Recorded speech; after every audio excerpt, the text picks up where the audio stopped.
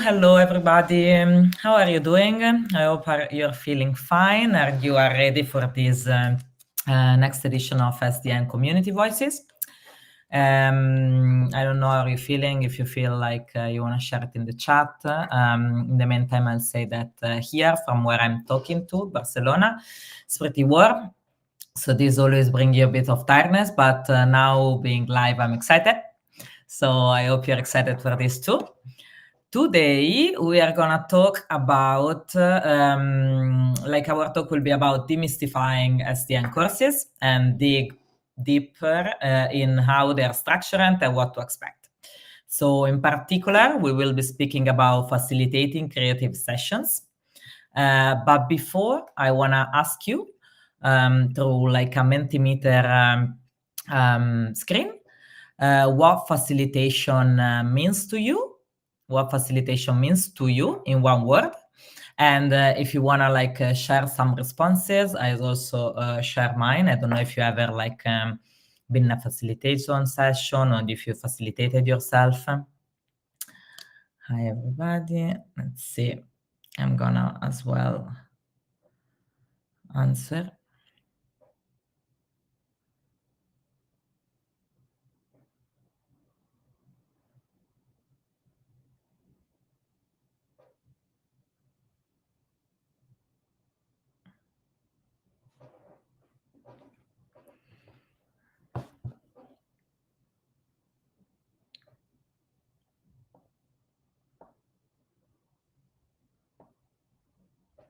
Guidance, listening, moderating, 3 responses till now. We can continue doing it throughout the live, but and in the meantime, maybe I'll go ahead with it. And you feel free to continue leaving your answer here. We have having fun. That's nice. Because you don't have to worry about it, no, right? There is someone that is facilitating for you and is about a bit about the vibes as well. So I like this answer, having fun. Okay, so for the moment, maybe we can remove it. So as well. And go ahead with our schedule. So I'll tell you that today we will speak about this facilitating creative session. This is an SDN Academy course that will start on Tuesday, 17th of September, and it will be held by Giulia Alberga. Giulia is a UX researcher and service designer. She has her own research and design company since 2017 and focuses mainly on the public sector. Together with her team, she facilitates design sprints, curates usability tests, and gives workshops about design thinking methods and creative facilitation. So thank you very much, Giulia, for being here with us today, and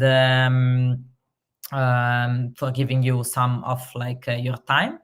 And I'll welcome you on the stage as well. Hi there, Sylvia. Super nice to be here. I'm in Amsterdam right now. I think the weather is, not so nice as it is there in Barcelona. A lot of rain the last couple, and storms even the last couple of weeks. But yeah, very nice to be here in this live session and to talk about this upcoming course. I'm really excited. We already have done one edition, and the feedback that we got from our past participants was very good, and I think it's a really valuable toolkit, and I really think that everyone, especially service designers, can benefit from this course. So I'm really keen on getting everyone a better grip on those skills. So yeah, nice to talk about this today. Nice, thank you very much. So let's maybe start. What if some people added any more answer on Mentimeter about one word to describe facilitation? I think from there we can see there is something about leadership, something about being in a group, something about support and sense making. So this is nice. All makes sense to me. What do you think? Is your one word to describe facilitation? Well, actually, I think there's not really one word. Actually, all these words that I see right here are good words if you describe facilitation, because you need guidance. You need to really listen carefully to the participants that you're guiding through a certain process. For me, the word I often use is journey, because I see the session itself as a journey, because everything comes and goes, and you always have to have a plan B actually in mind. So yeah, you're making a structure, you're making a script for it, but you always need to fall back on certain things that are not working out. So that refers to the listening part as well. But I even mean the word journey here, because I often tend to craft the session by starting at the starting point and then going to the end goal. And then I have, a good basic structure or framework even, wherein you can pick and choose your method. So if I'll just start by making a script, it go endlessly and you have a session maybe for days, which can be fine as well if you're doing a design sprint, of course. But I use that as a facilitator a lot, to see it as a journey in both ways. So a journey for myself as to see what comes up, but also when I'm preparing the session itself. I hope this makes sense, but that's my word actually that comes in my mind. Nice. You make completely sense to me. Like you start at a certain point and like hopefully this facilitation help you to arrive to a different point at the end. So nice. So I actually look at it as a designer when I'm making a session. Like, okay, what you're doing as well when you're using design methods to make a surface or to make a product. I'll do that as well when I make or craft a session, and start by the starting point and then by the end point, and then I'll know, which things I have to do. Yeah. Nice, thank you. So maybe we can start now, after this little warm-up, to give an overview about this Facilitating Creative Session course, explain what participants can expect and what they can learn in general. Yeah. Well, to go into the practical details of the course, it is the course is running for 10 weeks in total, with 4 online live sessions, which are spread among those 10 weeks. So sometimes there's a week in between, sometimes there are 2 weeks in between. And those online live sessions are 2, sometimes 3 hours. We're still mixing it up a little bit. During the last edition, we saw that 2 hours sometimes was a bit too short. And I think those 4 sessions are actually the basis of the entire course, because it's not only about learning theory and watch videos and do assignments, but it's actually about gaining feedback and doing it yourself, and together with your peers, see the results of adapting your skills and to learning those skills. So that's what you're going to do as well. So in between those 4 online live sessions, you will get homework assignments, and we will discuss it during the next online live meeting. And at our platform, Thinkific, you will also get access to recordings of the session, but also add-on videos and, explaining specific tools, or going into reading materials. So that is actually the structure of the entire course.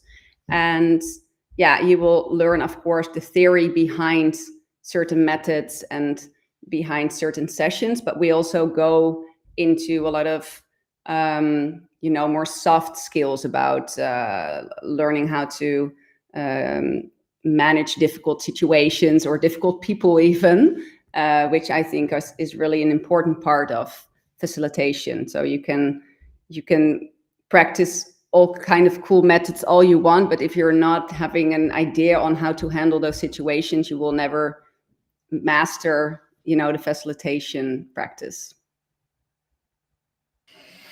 Nice. Thank you very much for this. I think it's like a nice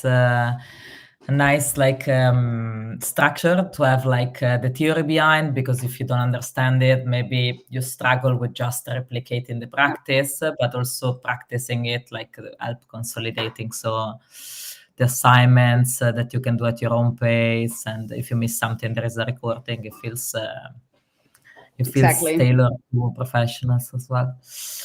Although I would always highly recommend to be there in person, because what I said, I think this is really the core or the heart of the course. Yeah. That you can experience with each other and discuss all the assignments with each other. So I would highly recommend just really being there. But yeah, if you miss one of them because you really cannot make it, you can always watch back. That's true. Yeah.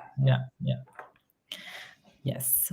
So it's cool to hear about this overview and what can participant learn.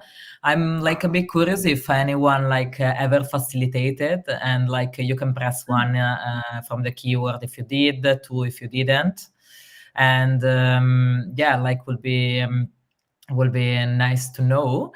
And in general, we can start to dig deeper a little bit and ask you what are some specific methodologies and best practices for fostering an innovative environment that you will cover during the course. Yeah. Well, we will use the double diamond actually as a sort of strategy or a structure to work through several types of sessions, because you can either do an analyzing session or a brainstorm session. So we will use that by going through all these different stages, because each stage of the double diamond represents a certain aspect or a session, or refers to a goal of the session itself. So for example, when you know in which stage a certain project is that you and your team are working on, it is easier to set the goal and the preferred outcomes for the session that you're planning. And when you know that, you can also find and pick the right tools that come with that stage. So that's actually what we're going to do. And besides that, besides working through these design stages, we will also go into group dynamics, which I just said. Since facilitating is mostly about reading the group and listening what was also coming out of the Mentimeter and helping them towards a certain end goal.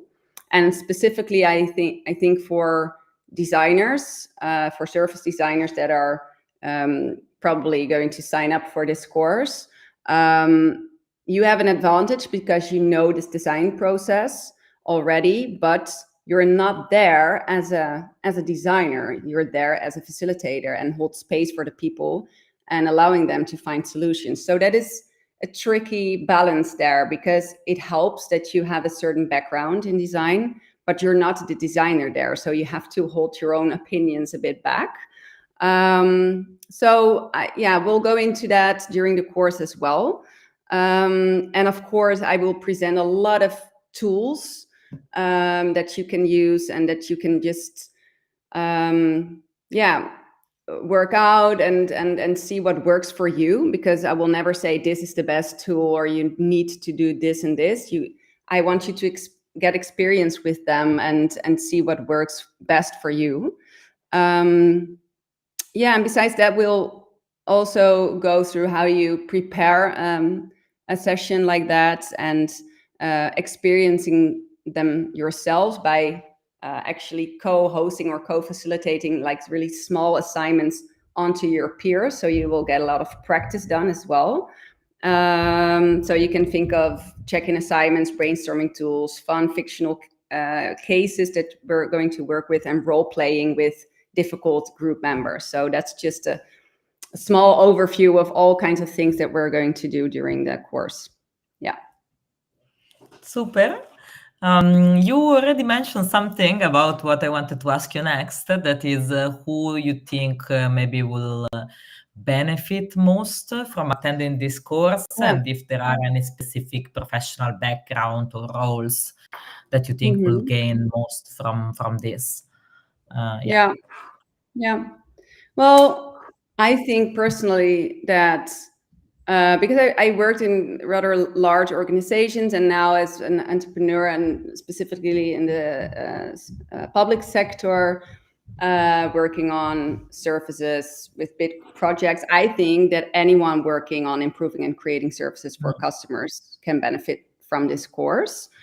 Even if you're not like planning on becoming a full-time facilitator per se, it is very, very interesting to understand how you can set up a session or a different kind of meeting with your team in order to work towards a certain outcome, and also beat those boring meetups where you just all you do is talk. So you learn to have a structure for a certain outcome, which is really helpful, I guess. And this workshop gives you the hands-on knowledge to gain confidence in preparing and carrying it out a session. So I think that, yeah, like I said, everyone can benefit from that.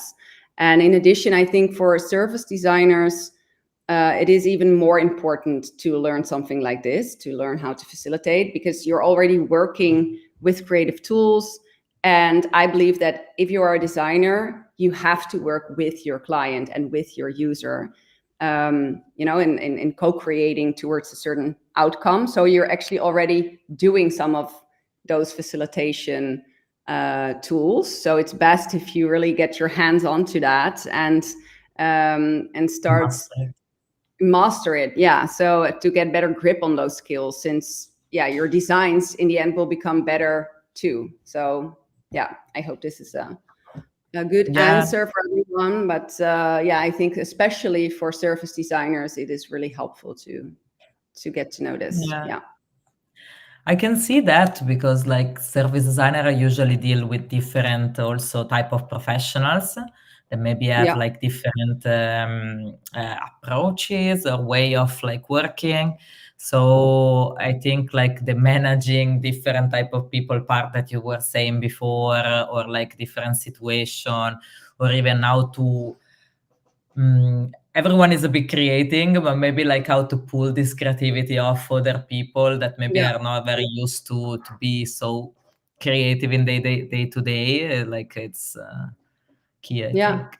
Nice. Yeah, and I'm not saying that it's that the designer needs in a project team needs to pick up this role per se. So I'm not saying like you should do that and the others wouldn't, but it is always good if everyone knows a bit more about those kind of skills or know how to prepare a session, and especially a service designer, because they already have a good understanding of the design process. Yeah, as you said, like everyone really entering in a meeting or like having to lead a meeting, like will benefit from that as well. So nice.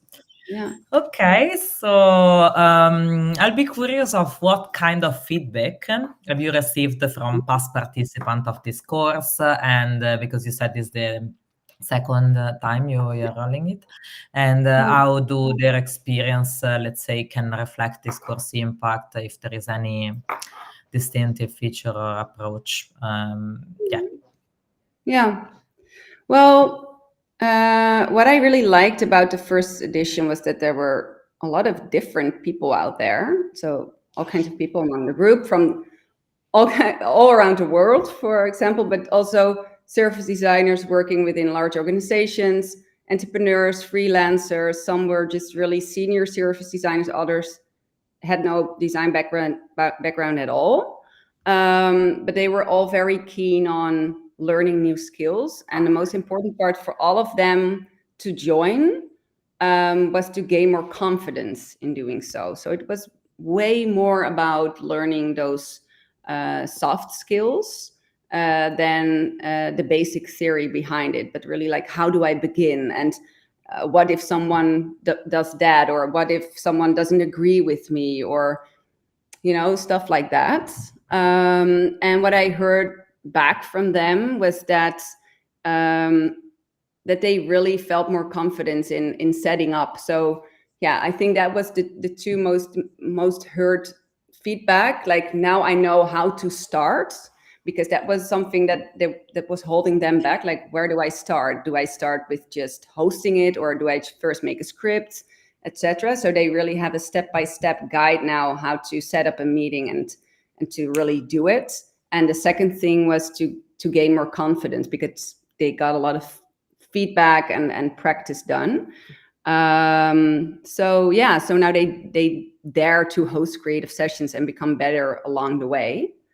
Another point of feedback that they gave that I will go through and actually change was, we did a lot with fictional cases, and everyone could bring in their own case, which I thought was actually quite fun, but it made it a bit too vague, because everyone worked on their own thing, and sometimes it was such a difficult case that it was not really the right one to use during an assignment. So I think for the next edition, we will all work on the same fictional case, because then it's way better to discuss, and because you're all doing the same thing. So that was also something more negative feedback that I've got and that I will change. Yeah. So that might help to create also like exactly this group dynamic. So then it becomes more of a group. And of course, there's also something to say for bringing in your own case, which I still think is really nice, and you will get a lot of feedback on your real case that you can get into practice immediately after. But it was, I don't know, it was too messy, I think, with so many different cases.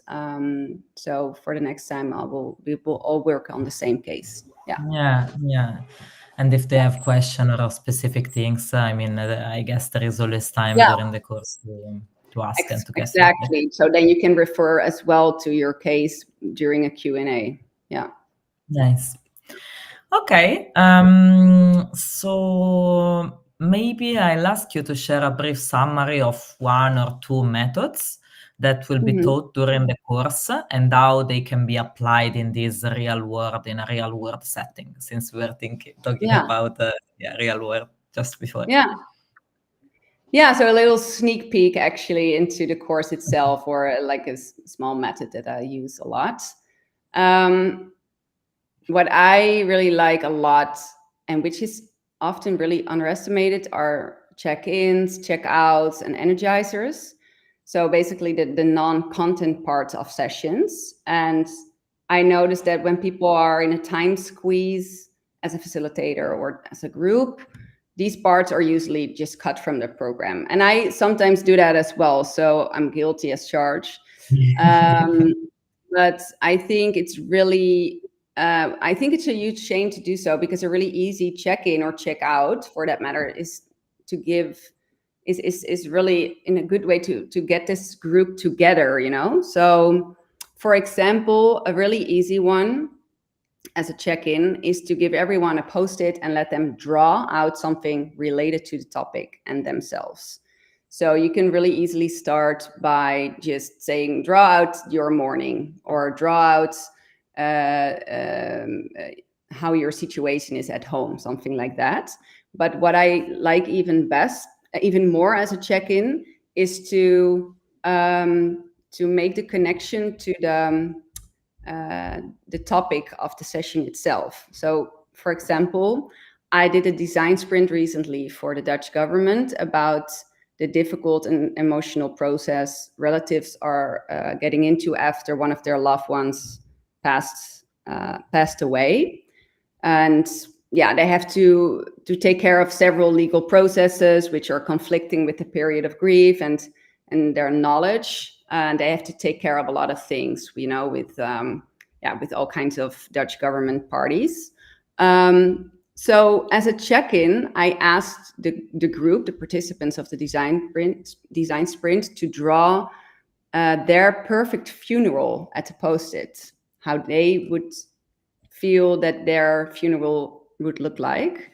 And I know this maybe sounds quite intense and like a big question to do in the beginning, but it actually created an incredible, deep and profound conversation and, a real connection with the group right from the start, and sharing their emotions on this topic. And And also they immediately got to empathize with the user, you know, moving away from the perspective of the organization and really the practical processes behind it.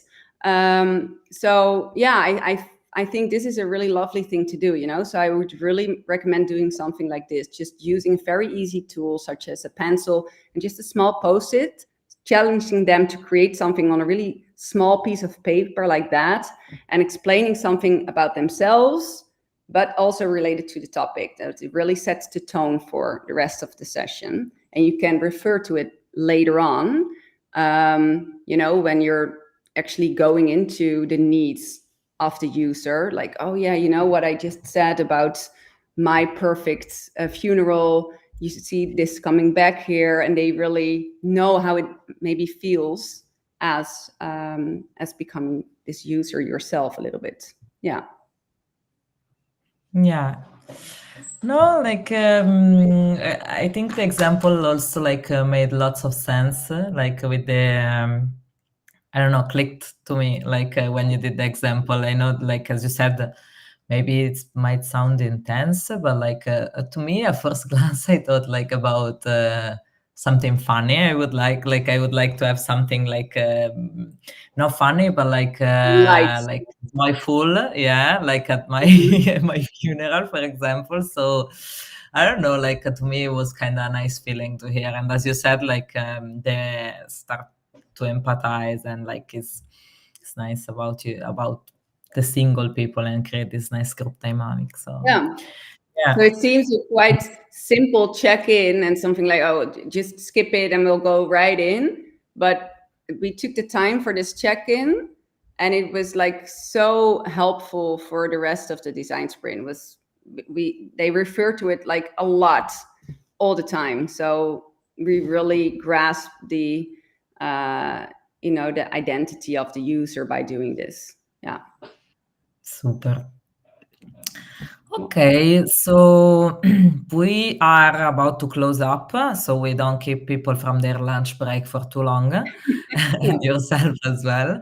And so to close up, I'll ask you maybe to prepare your question or comments that you want to ask to Julia, if you have any, while I'll ask her the last question. Which will be, how should participants, future participants, prepare for the course to get the most out of it, and if there are any prerequisite or recommended readings, for the course. Yeah. Well, we try to keep it light, or at least not too intense right away, like prepare this and read this, because then it maybe scares people off a little bit. So we're getting a lot of practice done during the sessions itself.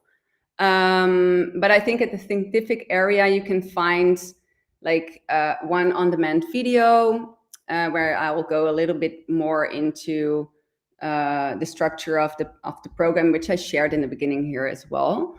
But also a reading list that you can use if you want. It's not mandatory. And what I would really recommend, if I think everyone from the Surface Design Network probably knows, but that you really go into the double diamond, because that's the basic structure that we will use during the entire course. So yeah, I think that's about it. So not too much of a preparation, just show up with yourself, go at the scientific area, also just to know what kind of platform it is, because that's where everything will be brought back to. Yeah, and you can find a lot of reading materials there. And from some of the participants during the last edition didn't do anything with it, but I also heard 2 people saying that it was so nice, because there's so much knowledge in there as well. So it's really, yeah, it's put together like really precisely, all those reading materials. So it's nice to take a look at that as well. Yeah. Nice. Yeah, I guess like people are different. Some people are like, I'll just show up, and like I like to go like this, like into things. And some people instead really need maybe go through, okay, how the course is done, what I'm gonna do. I need to plan it even because I'm very busy. So you can find everything where Julia said. Well, I'm like that as well. So for those people, I would recommend already putting those live online sessions in your agenda. Go to the Thinkific area, maybe plan even 2 hours in between every session for doing your homework, so that you know what is coming to you. But we're not actually asking for a big homework question per se. It's more like, think about something like this, blah, blah, blah, and bring that in when you're coming. Yeah. Super. Okay, I think we got a question that I can see from, pardon my pronunciation, Primus Mane. So nice conversation. Thank you both. Got a question for Julia. Would the facilitator also do the warm-up exercise? Nice question. Yeah. It's like Primus already has like an idea on what we're going to do. During the first online live session, I will be doing the warm-up exercise, but because that's also about facilitating, so it's a bit meta, so I'm facilitating about facilitation. So during the other sessions, I will ask participants actually to prepare a warming up exercise and then facilitate it for us. So yeah, that's indeed what we're going to do as well. Yeah. Nice. Thank you, Julia. Thank you, Primus, for the question. We have like maybe one last question before closing from Judy. Do you need design experience to register for your course, or is it enough if you're interested in facilitation?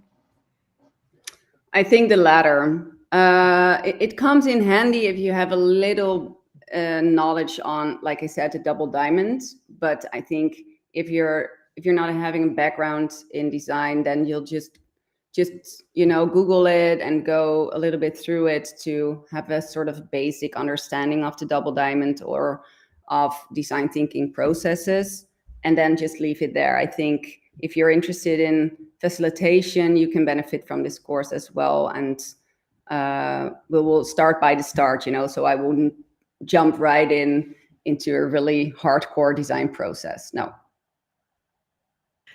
Okay, thank you. And thank you, Judy, for the question. So I think we are at the end, and I want to thank you, Julia, for this insightful session, and thank you also all the participants for their time and engagement. If I see the Mentimeter, like I can see also the words like staying unbiased, guidance, co-creation, structuring. So like, thank you for adding things throughout. And yeah, besides inviting you to join the next session, I also invite you to like, I hope that I'll see you to the course, to Facilitating Creative Session, which will start Tuesday, 17th of September. And in the chat, maybe you can find the link to sign up. But now it's coming for you what we promised. So there is like for everyone attended to this live, like this 10% discount code, facilitation 10. Which this is on top of the early birds and will be valid till Sunday, 14th of July, like 1 minute to midnight CEST, so Central European Summertime. And yeah, I don't know if, Julia, do you have any like last word things that you want to say, and after I can close. No, I'm really looking forward to do another edition and to improve it, because I really am I'm really strong in I always want to improve and to see what another group is bringing in. So I'm just really excited to host another edition and to see you hopefully all there. Yeah, it would be really nice. And thank you for the nice conversation as well. Yeah, thank you to you, Julia, and to chat to you soon and to see you all in the next live. And thank you guys. Have a great lunch or whatever you're doing next. Okay. Thank you. Thank you so much. Bye. Bye bye. Bye. Bye.